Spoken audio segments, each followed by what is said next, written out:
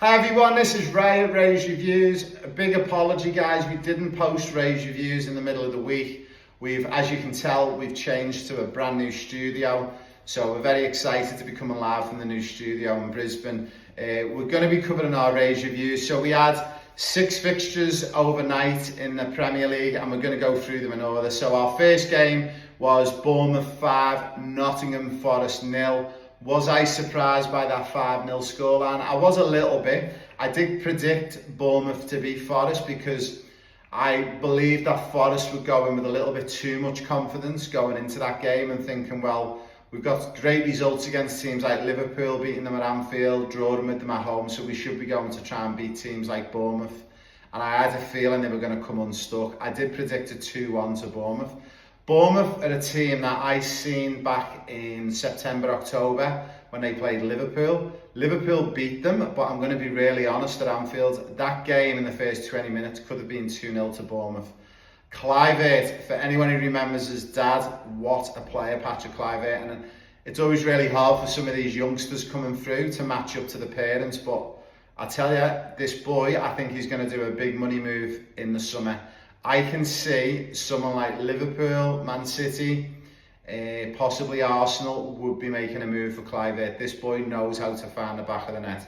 So a great win for Bournemouth that moves them up the table. They're pushing on for those European places. For Forest, it gives them a little bit of distance between Liverpool now at the top, and I think that's a great result for Liverpool.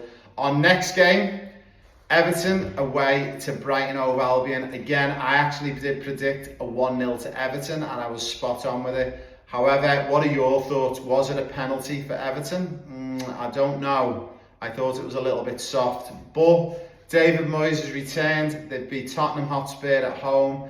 They've now beaten Brighton away. And I did predict if they were to bring David Moyes back in, I think not only would he steady the ship, I could see a top 10 finish for Everton. And also, I think going into that brand new stadium at Bramley Dock next year, wow, if you're an Everton fan, good times are ahead. Liverpool 4, Ipswich 1. I was a little bit surprised by this scoreline, and I'll tell you why in a minute about the Ipswich Town goal. Liverpool went in 3-0. They scored goals through Gakpo, got a brace. Mohamed Salah scored as well, and Szoboszlai opened up the scoring. Couple of really controversial decisions on 2 goals in particular this weekend, and I want your comments on this one. The goal that Liverpool conceded, and this is where it's really frustrating because some league titles in the past couple of years have gone down to 1 point and even goal difference. And you would be furious if you lost the league on a goal difference when you know you've had goals scored against you that are not legitimate goals. Now, the offside rule, if you're in an offside position and you're interfering with play, I want you to have a little look back at this video, and I'm just going to drop it in here for you. Watch it through and just let me know if you believe this player is actually in an offside position and is he in the way of the goalkeeper. I'm afraid to say he is. It's an offside. I just don't know why it's not getting picked up. If this game is 2-1 to Liverpool, and they equalised 2-2, is it all of a sudden then going to be given as an offside?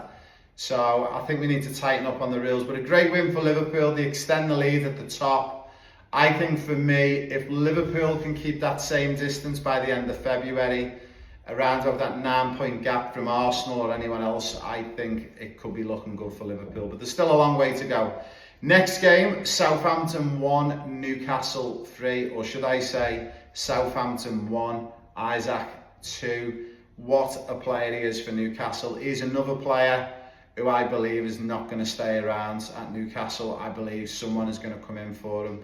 Maybe if the Mohamed Salah deal doesn't get over the line, maybe it could be a player that Liverpool are looking at.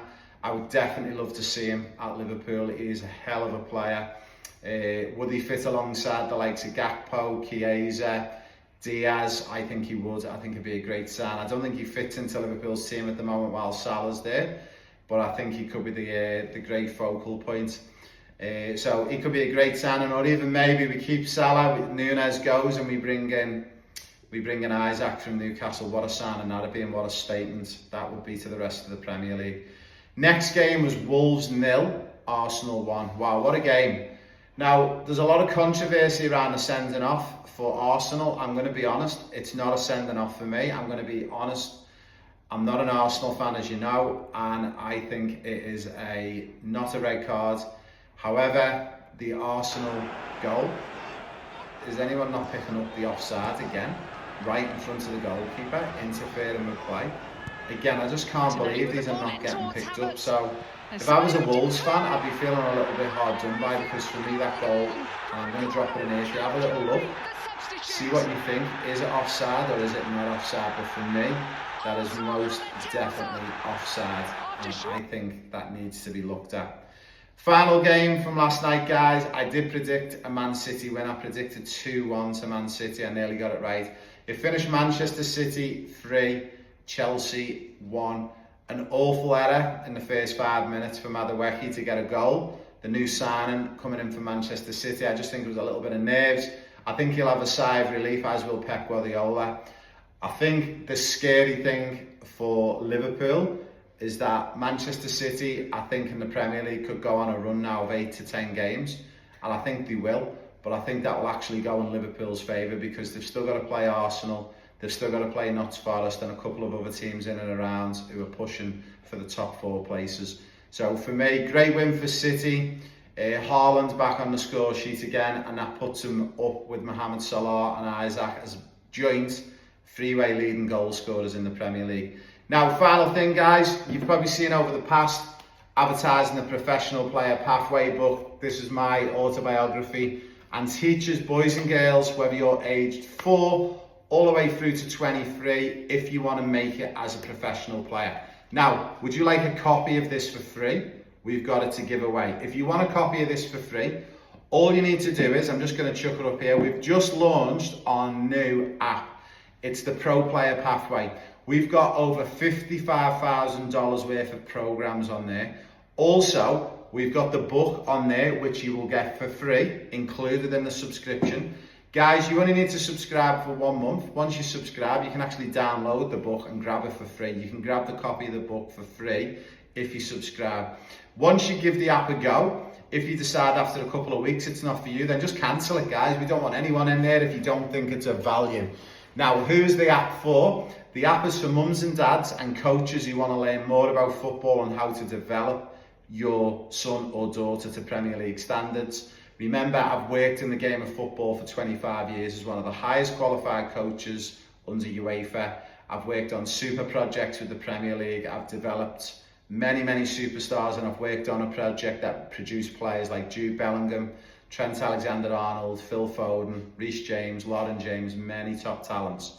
Once you're registered on the app, guys, also, as a commitment to you, if you've got a son or daughter or you're a player, we've actually put in 2 of the biggest problems that everyone has in the game of football.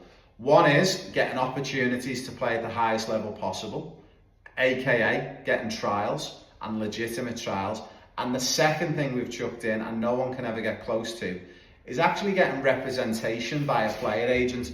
So what we're going to do for you is, if you subscribe to our platform, and if you sign up for $37 a month, you can jump in, get access to all the programs, get access to the book. And if you want to, after the month, you could cancel. However, if you, your son or daughter, wants to make it as a professional football player, all you need to do is stay in the community, stay subscribed for 12 months. And at the end of 12 months, you can trigger trials to the UK and Europe, and it's completely free of charge. You don't need to pay me for the trials. All you need to pay for is your own travel across. Who'll take you across? I will. Again, I'm one of the highest qualified coaches under UEFA and a player agent, and I'd love to take you, your son or daughter across. And all it's going to cost is $37. Guys, be there or be square. We look forward to seeing you on the community. And again, we'll be back next week with more Raise reviews.